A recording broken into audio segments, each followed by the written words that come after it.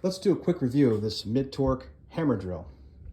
All right, but before I do that, I want to give a shout out to everybody that works in the trades, to the ones that build the restaurants that we eat in, to the ones that build the houses that we live in, to the ones that build the hospitals that we get better in. HVAC, plumbing, electrical, mechanics that fix our cars, to all of you and anybody I missed across the board, I appreciate what you do.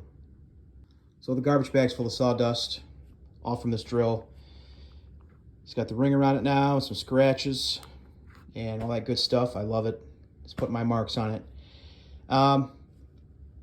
If you were to put a gun to my head right now and say, do you recommend this for DIY and woodworking? If I was to give a real fast answer, I'd say yes. But I'll come back and do a later review on this thing.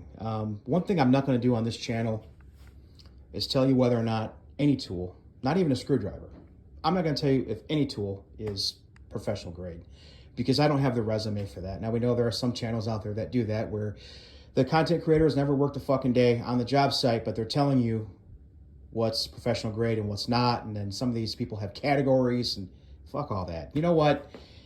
I know that there is common sense, okay? This is a DCD 793. I dropped this thing like 2 feet and bent the chuck housing on it, sent it back. Or, I took it back to the store and they gave me another one. That's my daughter's drill now. I obviously know that this is far better build quality than that.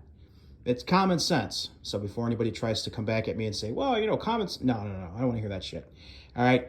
I don't have the resume for it. I don't work on the job site.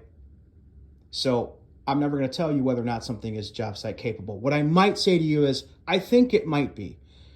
So I'll tell you, I think it might be, but I'm not sure. I'll leave that to the professionals who work in the field to leave in the comments and say whether or not they've used RIDGID, whether or not they're good for longevity, and the extreme DIYers out there who've used this thing on their projects at their houses. Or maybe you're a woodworker and you have a channel and all you use is RIDGID, or you use RIDGID a lot and you've been using RIDGID for years.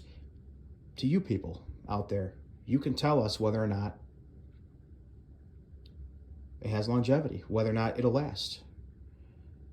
So let me know in the comments. But overall, I do like this drill thus far. So take care.